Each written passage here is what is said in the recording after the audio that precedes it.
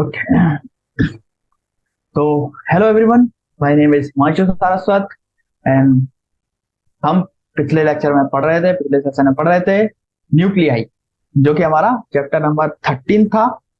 तो आज हम इसी को कंटिन्यू करेंगे। इसके बचे हुए कुछ क्वेश्चन हैं, उनको भी करेंगे। तो पहले थोड़ा सा रिवाइंड कर लेते हैं, हमने क्या क्या किया था। तो कल हमने अपने क्वेश्चंस के जरिए न्यूक्लियस, न्यूक्लियोइड्स, इनके बारे में डिस्कस किया था। और न्यूक्लियॉन क्या होते हैं? न्यूक्लियॉन क्या होते हैं? प्रोटॉन प्लस न्यूट्रॉन, उन मतलब दोनों को ही न्यूक्लियॉन बोलते हैं। मतलब उन पहले क्या है, इनको नाम नहीं दिए गए थे, प्रोटॉन और न्यूट्रॉन, तो इसलिए उनको दोनों को मिला के न्यूक्लियॉन बोलते थे। जो न्यूक्लियस के अंदर पाए जाते हैं उनको न्यूक्लियॉन बोलते हैं, ऐसा था। ओके। और फिर हमने हाफ लाइफ, इससे ऐसी चीजों से रिलेटेड क्वेश्चंस भी देखे थे। ओके। तो आज हम इसी को कंटिन्यू करेंगे और जो भी आगे के बचे हुए क्वेश्चंस हैं उनको भी देखेंगे। सो हमने 19th क्वेश्चन तक हमने शायद इसका आंसर मतलब क्वेश्चंस देख लिए थे, कैसे कैसे करते हैं। आज हम हमारे सामने वैसे बहुत कम क्वेश्चंस रखे हुए हैं, बट इन जो भी बचे हुए क्वेश्चंस हैं इनको अच्छे से डिस्कस करेंगे, बहुत अच्छे से डिस्कस करेंगे। Okay. So now come to the question number 19, जो कि हमारा पहला क्वेश्चन है आज का। ओके। तो 19th क्वेश्चन को आप पढ़िए। क्वेश्चन क्या कह रहा है? क्वेश्चन है, are the nucleon fundamental particles. तो न्यूक्लियन जो है फंडामेंटल पार्टिकल है। हाँ, जैसा कि हमने कल पढ़ा था, इसको हम फंडामेंटल पार्टिकल्स के अंदर ही गिनते हैं। ओके। और क्या है? और they consist of still smaller parts. नहीं, ये फंडामेंटल पार्टिकल नहीं है, इसके अंदर भी पार्ट्स होते हैं। जैसे कि इनको प्रोटॉन प्लस न्यूट्रॉन के योग से जोड़ा जाता है, तो इसी प्रकार हम इसको भी बोल सकते हैं। ओके। नेक्स्ट है, one way on one way to find out the it to prove a nucleon just as Rutherford math proved as atom. What should be the kinetic energy of an electron of it to be able to prove a nucleon? Assume the diameter of nucleon to be approximately 10 power minus 15. तो हमें kinetic energy निकालनी है एक nucleon की, जबकि इसका diameter दे रखा है 10 पावर माइनस 13। तो चलिए हम चलते हैं अपने नोट पैड पे। तो पहले स्टेप को क्लोज करते हैं। ये है हमारा टैब। तो हमने ये वाला शायद क्वेश्चन कल देखा था। सो इसी को आगे थोड़ा सा बढ़ाते हैं। क्या था कल ये, कि हम ये कह रहे थे कि जो न्यूक्लियन है वो प्रोटॉन और न्यूट्रॉन के योग से मिलकर बना होता है। मतलब योग ऐसा नहीं कुछ ऐसा पार्टिकल है और आपस में जुड़ गया, ये नहीं। मतलब न्यूट्रॉन भी है उसमें और प्रोटॉन भी है, उसको उस एक चीज को हम बोलते हैं न्यूक्लियन। ओके। और इसी के साथ हमने देखा था एक equation, lambda equal to H by P. क्या था?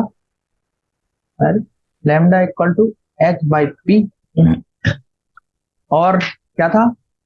Kinetic energy equal to potential energy, ये भी देखा था। ओके। सो नेक्स्ट और क्या था हमारे पास? आज मैंने थोड़ा सा ये अपना नोट पैड क्या है ना जो लिखते हैं वो थोड़ा चेंज किया है, इसलिए ये डायमेंशन मेरे को अभी थोड़ा पता नहीं है। ओके। तो E equal to H C by lambda, ये आपको पता है equation.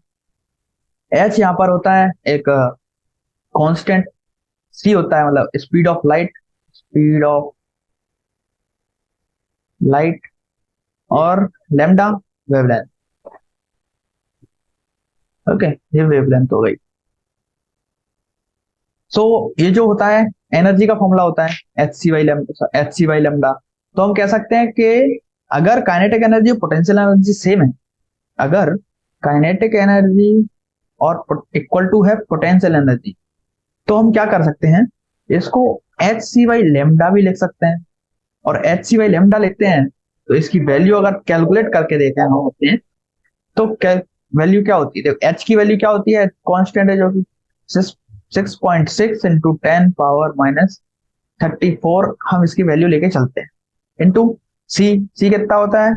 Speed of light 3 into 10 meter per second upon 10⁻−15, और इलेक्ट्रॉन वोल्ट 1.6 इंटू 10⁻−19। देखो ये जो होगी ना, इसको हटा के 1.6 को हटा के ये आएगी, जो एनर्जी आएगी इसकी, ये एनर्जी उस मतलब जो मीटर वाले फॉर्म में होती है ना, जो इसकी ओरिजिनल यूनिट्स होती हैं उनमें होती है, और इसी को जूल होती है ना, जूल इसकी एनर्जी का जूल, तो ये जूल में आएगी। अब इसी को इलेक्ट्रॉन वोल्ट में कैलकुलेट करना है तो 1.6 × 10⁻−19 से डिवाइड देना पड़ेगा, डिवाइड दे दिया, और इसको ओवरऑल कैलकुलेट करेंगे तो इसकी काइनेटिक एनर्जी जो है हमारे पास आ जाएगी 10 power approximately 10⁻9 electron volt. That is our answer. Okay okay, so next question पे चलते हैं। सो नेक्स्ट क्वेश्चन क्या है हमारा, यही देखते हैं इसको। सो नेक्स्ट क्वेश्चन है कि एक न्यूक्लियाइड है, न्यूक्लियाइड, न्यूक्लियाइड को आप हाईलाइट कर सकते हो। तो एक न्यूक्लियाइड है, nuclide 1 is said to be mirror isobar of nuclide 2। मतलब दो न्यूक्लियाइड्स हैं, तो आइसोबार जो है वो आपस में कह रहे हैं हम, अगर कब होता है, if Z1 equal to N2 and Z1 equal to N2 and Z2 equal to N1, तो what nuclide is a mirror isobar of 1123 Na। तो 1123 Na का हमें आइसोबार निकालना है, मिरर आइसो। तो मिरर आइसोबार में क्या होता है कि एक का मतलब पहले वाले एटम का जो होता है इलेक्ट्रॉनिक मतलब वेट, वो नंबर ऑफ इलेक्ट्रॉन या प्रोटॉन के बराबर होता है दूसरे वाले के, दूसरे वाले का इलेक्ट्रॉनिक वेट पहले वाले के इलेक्ट्रॉन उसके बराबर होता है। तो ऐसा है या नहीं हमें चेक करना है।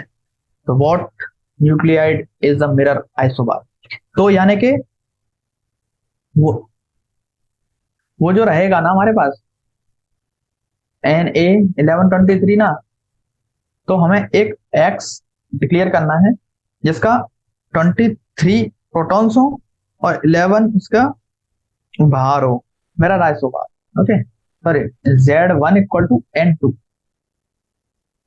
जो Z1 है ना 23, वो नंबर ऑफ एलिमेंट्स के बराबर होना चाहिए ये, और Z2 जो है वो N1 के बराबर होना चाहिए, मतलब यही। ओके, तो ऐसा है या नहीं हम देखते हैं। So according to the question, मतलब जो भी है देखा था, सो ये जो 11 सोडियम है ना, 11 सोडियम 23, इसका Z1 क्या है? Z1 है हमारे पास 11, और N1 क्या है? N1 है 20, सॉरी, तो ये 11 N1 है 23 - 11 दैट इज 12। ओके, तो ये है, इसको थोड़ा स्क्रब कर देते हैं, और हमें फिर क्या चाहिए दूसरे वाले का। तो जो Z2 है, Z2 चाहिए हमें 12, और N2 चाहिए हमें 11। ऐसा कोई एलिमेंट ढूंढना है। ओके, तो ऐसा कौन हो सकता है? ऐसा हो सकता है, और देखो ऐसा कौन हो सकता है जिसमें उसके 12 हो उसका एटॉमिक नंबर ऑफ प्रोटॉन्स बोल सकते हैं इसको, या नंबर ऑफ इलेक्ट्रॉन बोल सकते हैं। तो 12 इसका इलेक्ट्रॉनिक परमाणु। ओके, और देखो 12th नंबर पे कौन सा आता है? Mg आता है, और अगर 12 + 11 वो जोड़े तो 24 होता है, सॉरी 23 होता है। ओके, तो ये है वो एटम, ये है वो मॉलिक्यूल जो Na1123 का आइसोबार है, मिरर आइसोबार। ओके, चलिए उसी क्वेश्चन में नेक्स्ट आगे बढ़ते हैं थोड़ा सा। So which nuclide of the mirror isobar has greater binding energy and why? तो ग्रेटर बाइंडिंग एनर्जी में, मतलब ग्रेटर बाइंडिंग एनर्जी किसकी ज्यादा होगी वही देख। देखो बाइंडिंग एनर्जी किस चीज पर डिपेंड करती है, बाइंडिंग एनर्जी किस चीज पर डिपेंड करती है। देखो बाइंडिंग एनर्जी क्या होती है, एक एटम को बांधे रखती है। ओके, तो मान लो, ओके, तो जैसे हम जानते हैं कि Mg1223 है ना, तो इसमें 12 नंबर ऑफ प्रोटॉन्स है। ओके, और जो Na1123 है, इसमें 11 प्रोटॉन है। तो प्रोटॉन ज्यादा है Mg में, सो जिसमें ज्यादा प्रोटॉन उसमें ज्यादा फोर्सेस, ज्यादा फोर्सेस यानी कि मतलब ज्यादा रिपल्सिव फोर्सेस, ज्यादा रिपल्सिव फोर्सेस यानी कि ज्यादा तरीके से बांधा रखा है उसे। देखो रिपल्सिव फोर्सेस जितना ज्यादा होगा और तब भी बंधा हुआ है वो एलिमेंट, यानी कि हम कह सकते हैं वो ऑटोमेटिकली और अच्छे से उसमें बाइंडिंग एनर्जी हो रखी होगी, क्योंकि ज्यादा फोर्स को संभाल रहा है वो। ओके, मतलब जैसे कह सकते हैं ना, जैसे जो आदमी ज्यादा वेट लिफ्ट करता है वो ज्यादा पावरफुल भी होता है। ओके, तो जैसी तरह से बाइंडिंग एनर्जी उसकी ज्यादा होगी। ओके, यानी कि जो है 11Na23 has greater binding energy than Mg1223। ओके, सही है। चलिए तो ये हो गया हमारा 20th क्वेश्चन। चलिए चलते हैं 21 क्वेश्चन पे। Let me try if, wait, I need to capture some screenshot of this, for that actually I need some screenshot, so I'm trying, let me try, right, if screenshot is come मिल जाए, हम नहीं पाएगा, हम यही देखेंगे। तो sometime a radioactive nucleus decay into a nucleus which itself a radioactive। तो कभी कभी क्या होता है, इसमें बताया गया है कि एक जो रेडियो एक्टिव मतलब न्यूक्लियस है, वो एक ऐसे न्यूक्लियस में टूट जाता है जो ऑटोमेट मतलब जो पहले से ही रेडियो एक्टिव है, मतलब वो और टूटेगा। ओके, ऐसे में टूट जाता है। तो इसमें एक एग्जांपल भी दिया गया है कि क्या है एग्जांपल, साइड बाई कर लूँ तो ज्यादा अच्छा रहेगा, क्लास लेगा। ओके, तो हम कह सकते हैं ये सल्फर, सल्फर 38 है, वो सबसे पहले टूटा, हाफ लाइफ इसकी है 2.48 आवर, वो टूटेगा कल Cl38 में, Cl38 में टूट गया। ओके, तो अब ये भी टूटेगा, ये भी टूट रहा है, इसकी भी हाफ लाइफ है 0.62 आवर, ये भी टूट रहा है, ये टूट रहा है किसमें, Rn38 में। ओके, जो कि एक स्टेबल मॉलिक्यूल है। तो सल्फर जो कि वेरी सल्फर 38, ओके, किसी और की बात नहीं हो रही, सल्फर 38 की बात हो रही। तो सल्फर 38 टूट रहा है पहले, सबसे पहले क्लोरीन में। ओके, और क्लोरीन के टूटने के बाद वो टूट जा रहा है, क्योंकि क्लोरीन भी एक अनस्टेबल है 38 में, क्योंकि उसका 35.5 होता है। ये टूट जा रहा है Rn38 में, जो कि बहुत ज्यादा स्टेबल है। ओके,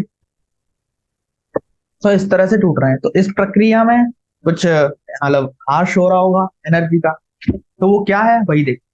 तो assume that we start with 10 sorry 1000 molecules of S38 sulfur 38 at time t equal to 0, the number of chlorine atoms, number of Cl38 is of count 0 at t equal to 0 and will again be 0 at t equal to infinity. So at what time t would the number of counts to be maximum? So किस समय पर ये maximum होगा। तो इसका हमने शायद एक ग्राफ भी देखा था, सॉरी।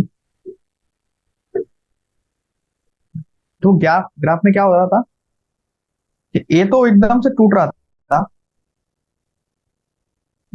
इन्फिनिटी पे जाने पर जीरो हो जा रहा था, और जो बी था, बी भी इसी तरह से प्रक्रिया कर रहा था, मतलब आगे जाके वो भी खुद भी अनस्टेबल था, तो आगे जाके वो भी टूट रहा था। तो एक समय पर जाके मैक्सिमम होके फिर ये टी इक्वल टू इन्फिनिटी पर जीरो की तरफ टेंड कर जा रहा था। ओके, तो इस तरह से था ये। तो इसी को हमको वापस से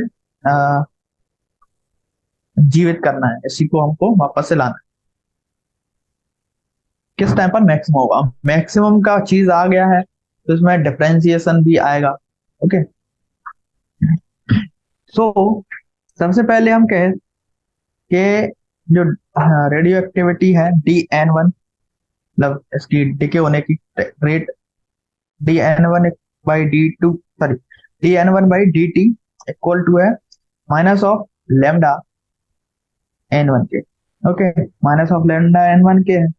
और जो DN2 है बाई dt, वो है rate of decay of Cl38, और plus rate of formation of 38Cl। तो Cl में क्या हो रहा है, साथ साथ में डिके भी हो रहा है और फॉर्म भी हो रहा है। ओके, यानी कि जो DN2 है बाई dt, वो क्या हो जाएगा, हो जाएगा माइनस ऑफ लेमडा, ये लेमडा 1 था, lambda 1 N1 plus minus of lambda 2 N2 plus of lambda 1 N1। Okay, तो इसके इक्वल हो जाएगा ये। तो ये क्या है, ये है rate of formation of Cl3 from S equal to negative of rate of decay of sulphur 38 equal to मतलब लेमडा 1 N1 है। ओके, और अगर ऐसा नहीं लिखना चाहें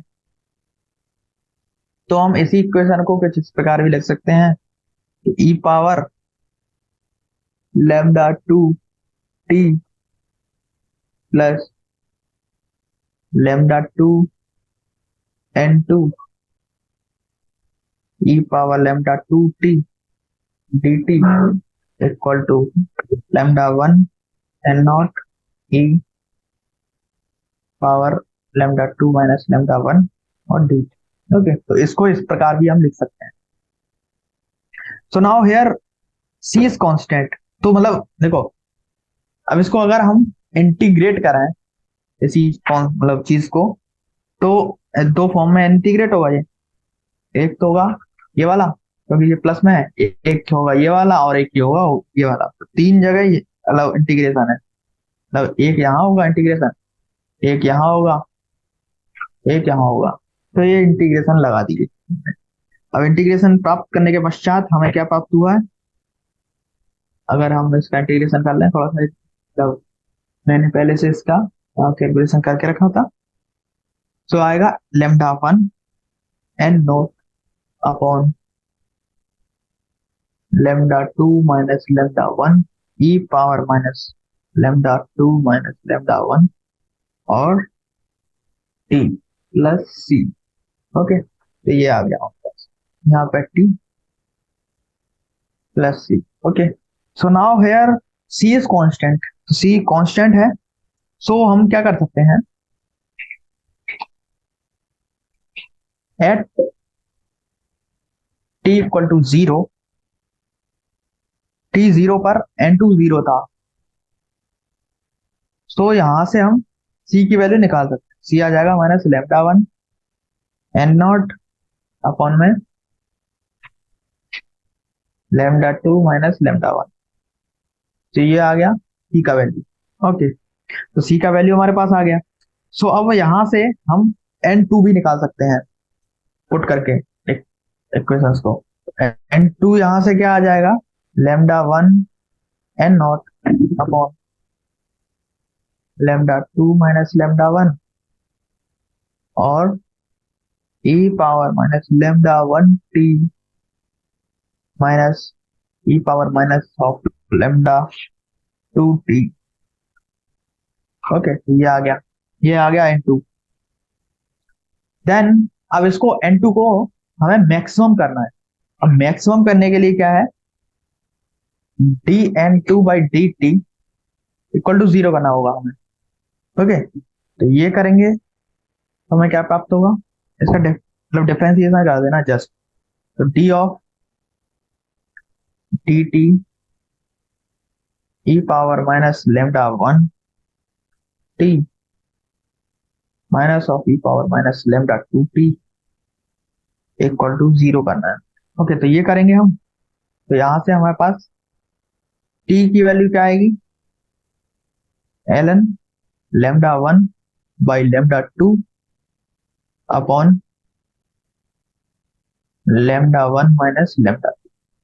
तो t की वैल्यू आ गई। अब हम, तो इस टाइम पर, ये जो टाइम आया ना, तो इस टाइम पर उसके मॉलिक्यूल्स बहुत मैक्सिमम होंगे। एट व्हाट टाइम क्वेश्चन, इस टाइम पर। इसको थोड़ा सा अच्छे से लिख दें क्योंकि ये पेन के कारण अच्छे से लिखा नहीं गया है। तो t equal to ln lambda 1 upon lambda 2 divided by lambda 1 minus of lambda. So ये है वो टाइम जिस टाइम पर क्लोरीन के जो है मॉलिक्यूल सबसे ज्यादा हो। ओके, तो आई थिंक यहाँ तक आपको सबको समझ में आ गया होगा।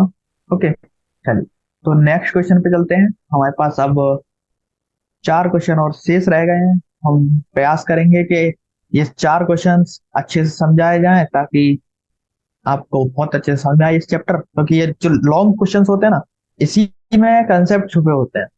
नॉर्मल वाले में क्या है ना, कॉन्सेप्ट इस तरह से नहीं छुपे हो सकते। इसमें बहुत सारे कॉन्सेप्ट एक साथ लग जाते हैं ताकि हम इसको अच्छे से कर सकें। ओके, तो क्वेश्चन नंबर 24 है, deuterium is a bound, wait a minute. Okay, so question है, जो ड्यूटेरियन है, deuteron is a bound state of neutron and a proton. So deuterium deuterium क्या होता है, ड्यूटेरियम देखो, हाइड्रोजन, ड्यूटेरियम, ट्राइटियम, ये तीन होते हैं हाइड्रोजन के आइसोटॉप्स। आइसोटॉप मतलब जिसमें नंबर ऑफ प्रोटॉन सेम हो। So deuteron is a bound state of a neutron and a proton, जिसमें एक प्रोटॉन होता है और एक होता है न्यूट्रॉन। ओके, तो ये दिया गया है। नेक्स्ट, उसकी बाइंडिंग एनर्जी जो है बी, वो दी गई है हमें। सो डी इक्वल टू होता है 1 प्रोटॉन + 1 न्यूट्रॉन। ओके, और इसकी बाइंडिंग एनर्जी भी हमें दी गई है, that is 2.2 mega electron volt. Okay, तो 2.2 मेगा इलेक्ट्रॉन वोल्ट इसकी एनर्जी है। सो a gamma ray of energy E is m to a deuteron nucleus to try a break it into a neutron plus proton such that the N and P move in the direction of the incident gamma ray if E equal to B, so that this cannot happen, hence calculate how much bigger than B must E for such a process to happen। मतलब हमें ये पता पाना है, एक बार इसको थोड़ा सा अलग करना पड़ेगा क्योंकि बी और ई सिंबल इनमें अलग अलग ले रखे हैं। तो बाइंडिंग एनर्जी हम लिख देते हैं, बाइंडिंग एनर्जी। ओके, तो इसमें हमें ये ज्ञात करना है कि एक, सबसे पहले तो ये ज्ञात करना है कि टूटे के बनेगा या मतलब बनेगा या नहीं। और इन्होंने ये भी दे दिया बनेगा ना नहीं, नॉर्मल पे। तो अगर हमें जबरदस्ती बनाना ही है तो हमें ऐसा क्या करना चाहिए ताकि जिससे ये बन जाए। ओके, सो इसके लिए हम क्या करें, सबसे पहले हमें ज्ञात होना चाहिए। ओके, तो E-B क्या होता है, ये सबसे पहले ज्ञात होना चाहिए हमें। तो E-B इक्वल टू क्या होता है, energy of neutron plus energy of proton. So ये कितना होगा, ये आपने फॉर्मूला पढ़ा होगा, P of N square by 2m, p square by 2m plus of p square by 2m, क्योंकि दोनों का मास तो इक्विवेलेंट है तो मास दूसरे भी ले सकते हैं। तो एनर्जी कंजर्वेशन हमने किया है ये। ओके, तो ये मोमेंटम है उसके पी और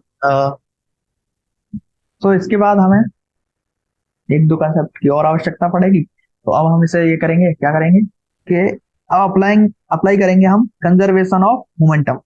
सो P of N plus P of P, so P of N plus P of P जो है वो हम ज्ञात कर सकते हैं कि ई बाई सी होता है, energy upon speed of light.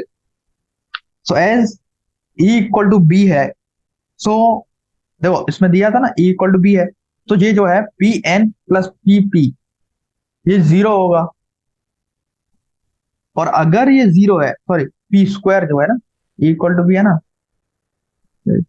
तो P square plus P square, ये पी है ये पी एन है, ये इक्वल टू जीरो होगा इस इक्वेशन से। सो इट ओनली हैपन, ये कब होगा, ये तभी होगा जब P of N equal to होगा पी ऑफ पी के, मोमेंटम ऑफ न्यूट्रॉन होगा बराबर पी मोमेंटम ऑफ प्रोटॉन के। तो the equation two, equation two हमारी ये थी, ये टू है इक्वेशन। ओके, चलिए तो आगे देखते हैं कि जो कि इक्वेशन टू है वो कभी सेटिस्फाई ही नहीं करेगी, ऐसा कभी सेटिस्फाई होगा नहीं कि कैन नॉट टेक प्लेस। तो हम कह सकते हैं कि ई इक्वल टू बी जो है equal to B plus X हो सकता है, वेयर एक्स जो है बहुत ज्यादा ज्यादा छोटा हो बी से। So for the process to take place, now we are putting the value of P and Q, P and P of N, so we can find 2 of Pn whole square minus of 2e by c pp plus e square by c square minus 2mx equal to zero. ये हमें, अब हम इस equation को solve करेंगे और P of P निकालेंगे। Okay, तो पी ऑफ पी निकालेंगे, तो पी ऑफ पी क्या आएगा, तो यहां से उसको सॉल्व करने पर ओके, तो ये एक आप देख सकते हैं कि ये एक पी ऑफ, सॉरी ये पी ऑफ पी है यहाँ पर, तो ये पी ऑफ पी की एक क्वाड्रेटिक इक्वेशन है। सो पी ऑफ पी की क्वाड्रेटिक इक्वेशन ना, तो इसका हम डिस्क्रिमिनेंट अगर निकालें तो डिस्क्रिमिनेंट के हिसाब से हमें, डिस्क्रिमिनेंट तो आपको पता ही होगा d b square minus four a c, तो ये निकालेंगे तो वो जीरो होना चाहिए क्योंकि रूट सेम आनी चाहिए, क्योंकि एक ही वैल्यू आएगी पी ऑफ पी, दो हो नहीं सकती, पॉजिटिव ही होगा कुछ। सो 16, यहां से मैंने थोड़ा सॉल्व करा है इसको, 16mx equal to 4 of E square by C square, यहां से x की क्या वैल्यू आएगी, x की वैल्यू आएगी e square by 4m c square. Okay, यहां से ये x की वैल्यू आ गई, और जो कि x जो है बहुत ज्यादा ही ज्यादा छोटा है b से, सो हम हेंस कह सकते हैं e इक्वल टू बी, और x की वैल्यू तो ये आ गई, x इक्वल टू e की जगह b रख देंगे, B square equal to 2m C square.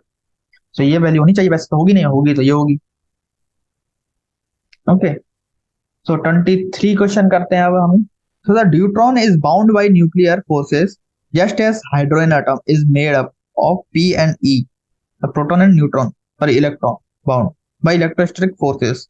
If we consider the forces between neutron and proton in a deuterion as given in form of Coulomb potential, but with the effective charge E, तो ये force दे रखा है F equal to 1/4 pi epsilon naught E square by R. So here estimate the value of E dash by E given the binding energy of deuterium is 2.2 mega electron volt. So ये चीज हमें दे रखी है, तो हमें निकालना है कि मतलब रेशियो निकालना है ई डैश और ई का, यहाँ तक हमें मेगा मतलब 2.2 इलेक्ट्रॉन मेगा इलेक्ट्रॉन वोल्ट इसकी बाइंडिंग एनर्जी दे रखी है। सो अब इस चीज दो तीन चीज हमारे पास है, तो इससे हम जानते हैं कि जो सबसे पहले ये देख लेते हैं ई जो है क्या होगा, L N G M E square by pi epsilon nought square और एच स्क्वायर, ये होगा जो कि होगा 13.6 में इलेक्ट्रॉन वोल्ट। ये होता है, आपको पता है 13.6 एक हाइड्रोजन की बाइंडिंग एनर्जी होती है हाइड्रोजन एटम की सबसे एक्साइटेड स्टेट में जाने के लिए। Okay, so in our question, it is given that proton and neutron were governed by the same electrostatic forces and had charges E naught each. तो दोनों पर E naught चार्ज है। Then in the above question, दूसरी question जो है, we would need to replace electronic mass by reduced mass. तो यहाँ पर हमें क्या करना पड़ेगा? आप जानते हैं कि जो E है ना, देखो चार्ज चेंज हो गया तो मास भी चेंज करना पड़ेगा रिड्यूस्ड मास से। तो रिड्यूस्ड मास क्या होगा, एम डैश रिड्यूस्ड मास का सिंबल है, तो M P into M N divided by M P plus M N. तो ये होगा हमारे पास रिड्यूस्ड मास। ओके, जो कि आएगा हमारे पास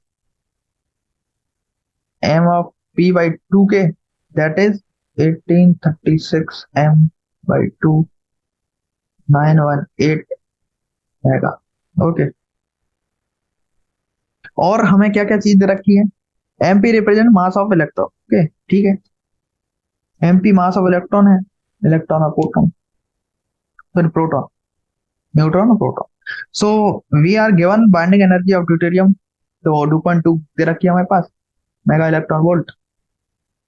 तो यहां से हम निकाल सकते हैं 918 E dash by E whole square, sorry whole power 4 equal to 2.2 mega electron volt upon में 13.6 इलेक्ट्रॉन वोल्ट, दैट इज क्या आएगा, E dash by E power 4 equal to 2.2 into 10 power 6 upon में 13.6 इंटू 918। तो इसको सॉल्व कर लेंगे तो क्या आएगा, E dash by E equal to 1761 sorry 21 power 1 by 4, जो कि अप्रोक्सीमेटली होता है, वेट पहली 17,621 पावर 0.25, 11 पॉइंट समथिंग इसकी value I.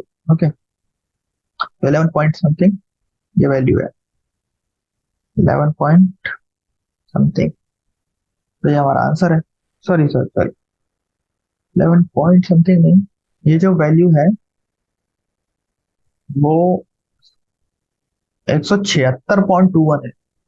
I mistake in my work. Okay, so अब इसकी वैल्यू क्या आएगी, 3.64 समथिंग,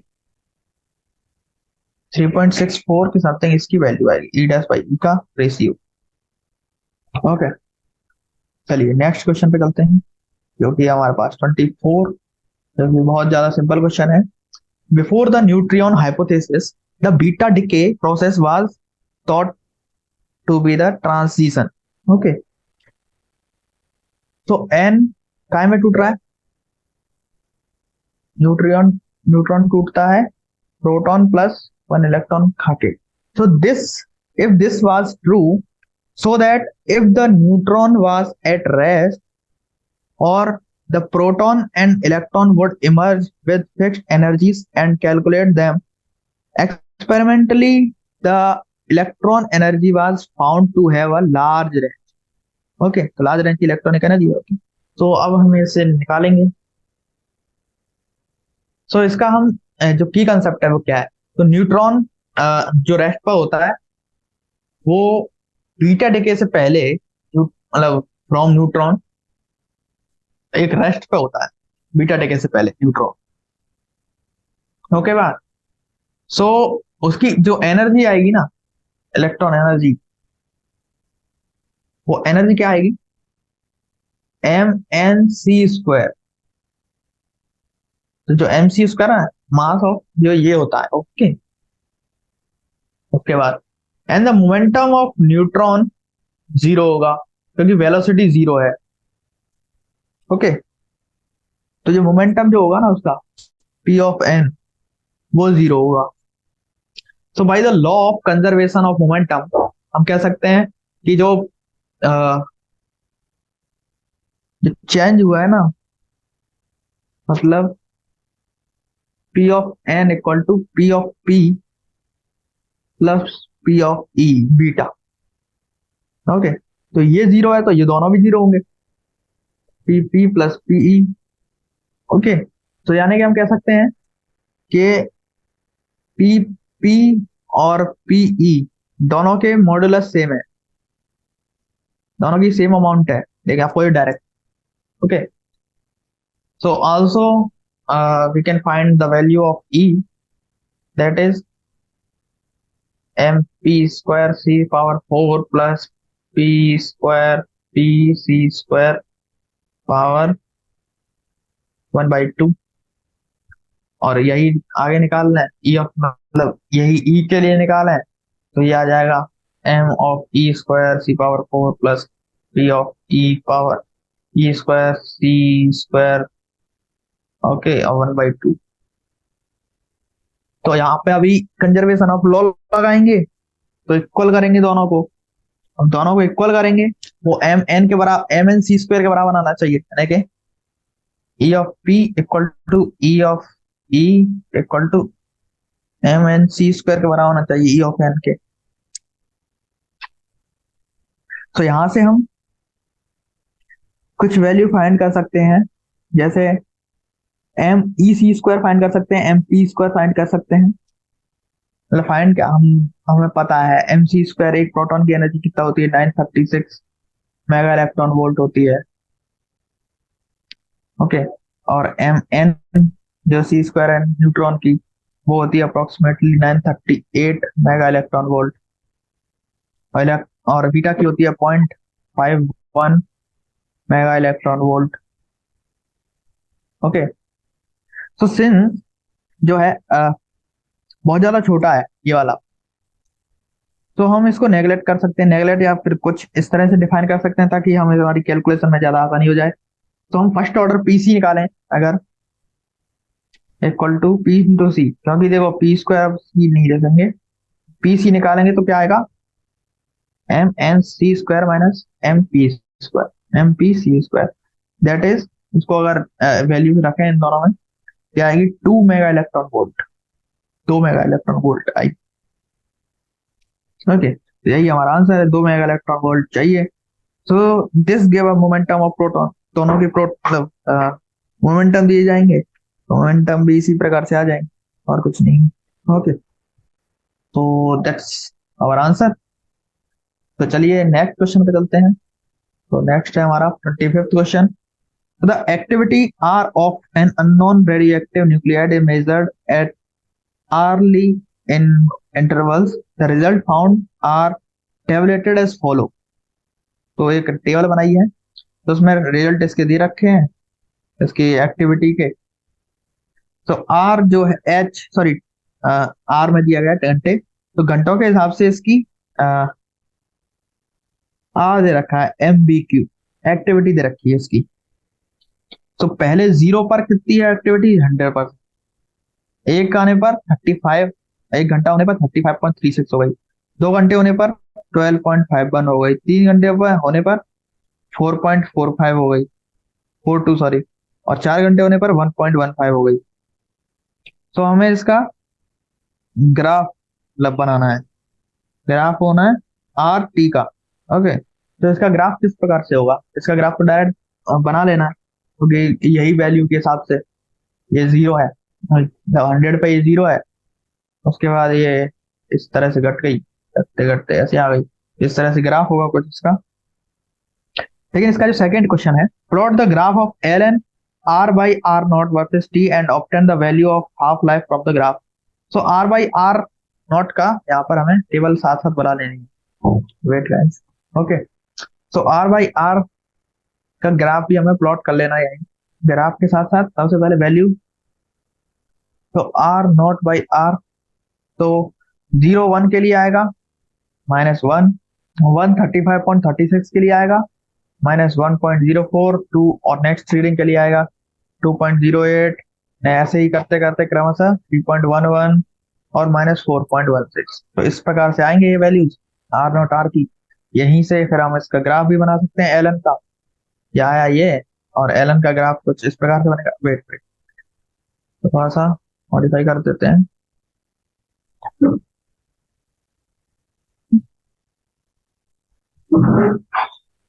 ये कुछ इस प्रकार से होगा, ऐसे हम ग्राफ्स का बनाते जाएंगे और बनते जाएगा। ओके, तो इस प्रकार का ये ग्राफ होगा। और यहाँ से अगर हम इसकी हाफ लाइफ कैलकुलेट करें तो lambda equal to minus of 4 point, कोई सी भी दो रीडिंग ले लेंगे, 4.16 माइनस 3.11 बाई 1 करेंगे, तो ये कितना आएगा 1.05 आवर्स, 1.05 आवर्स आया lambda R N work, sorry. और यहीं से हम इसकी हाफ लाइफ निकालें तो 0.693 बाई लेमडा करेंगे तो कितनी आ जाएगी 0.66 आर इसकी, हाँ मतलब 0.66 आर से इसकी हाफ लाइफ आ गई। तो ये सारे हमारे क्वेश्चन हो गए। अब बचा कौन सा, लास्ट 26। तो 26 क्वेश्चन करते हैं। तो न्यूक्लिएट, न्यूक्लियर दे रखे हैं, न्यूक्लियट with magic number of protons, magic number of proton दिए हैं 8 2 20 28 50 52 and magic number of neutron. तो मैजिक नंबर ऑफ प्रोटॉन दे रखे हैं और मैजिक नंबर ऑफ न्यूट्रॉन्स दे रखे हैं, जो कि इसके मतलब इस सीक्वेंस में है, जैसे 2 8 20 28 50 88 82 एंड 36 अकाउंट। ओके, सो हमें और क्या क्या मतलब और क्या दे रखा है, are form to be very stable, verify this by calculating the proton separation energy sp for sn 120 और z जिसका 50 है एंड sb 121 जिसका z है 51।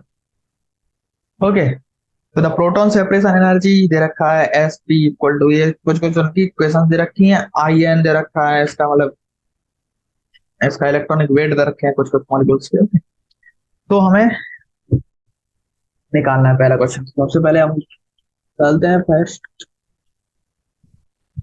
सो प्रोटॉन सेपरेशन एनर्जी हमें दे रखी है, इस इक्वेशन का यूज करेंगे। अरे मतलब इसका हम यूज करेंगे, ये आ गई इक्वेशन इधर। ये इक्वेशन है हमारे पास mz-1 n plus mh minus mzn और c स्क्वायर।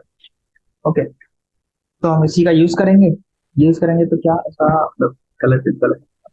चलिए, तो S P of S N क्या है, मतलब M of 119.7 S N, S N का वेट। तो ये क्या है 118.9058। और इसको थोड़ा सा हम अगर बड़े पे लेके जाए तो भी ज्यादा ठीक है। ओके, चलिए तो इसको देखते हैं हम। So s of p of n, इसका फॉर्मूला हमने लिखा था 118.9058 प्लस 1.0078252 माइनस, मैंने मतलब हाइड्रोजन का था ये, ऑफ 120 दैट इज 119.902199 और इसका पूरे का सी स्क्वायर। तो इसकी वैल्यू निकालेंगे कितना आएगा 0.0114362 सी स्क्वायर। तो ये एस पी एस एन के लिए आ गया, और सिमिलरली एस पी के सॉरी एस पी के लिए भी निकाल लेंगे। तो एस पी के लिए डायरेक्ट मैंने निकाल रखा है इसकी वैल्यू। ये क्या आएगी? 0.0059912 एस पी के लिए ये आ गई, एस एन के लिए ये आ गई। ओके, ये दो वैल्यूज है जो हमें निकालने को बोला गया था। सिंस एस पी एन, तो एस पी एन की है ना, एस पी एस एन की वैल्यू जो है एस पी एस बी से बड़ी है, तो हम कह सकते हैं, सॉरी, तो हम कह सकते हैं कि जो है S N nucleus is more stable than S B nucleus. Okay, S B S N nucleus ज्यादा स्टेबल है। तो नेक्स्ट क्वेश्चन इसका था कि हमें what does the existence of magic number indicate. So existence of magic number indicate का क्या मतलब है, इसके देखना था। So the existence of magic number indicate that cell structure of nucleus similar to the cell structure of atom. This also explain the pack binding energy curve. So जो दे रखा था मैजिक नंबर 2 8 20, तो ये सारे जो एटम का structure होता है ना उसी हिसाब से बंधे हुए थे, ये स्टेबल स्ट्रक्चर्स होते हैं, इसीलिए इनकी बाइंडिंग एनर्जी ज्यादा होती है। ओके, सो इसी के साथ हमारा ये लेक्चर क्वेश्चन खत्म होते हैं सारे।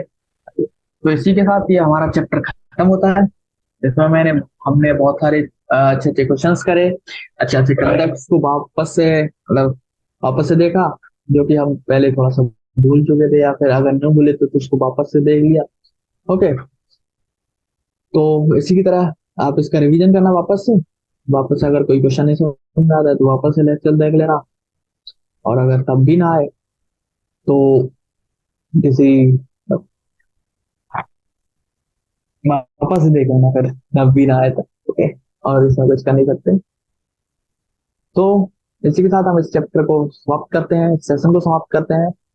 मिलेंगे आपसे एक नए चैप्टर के साथ, नई ऊर्जा के साथ। Okay, bye, good bye.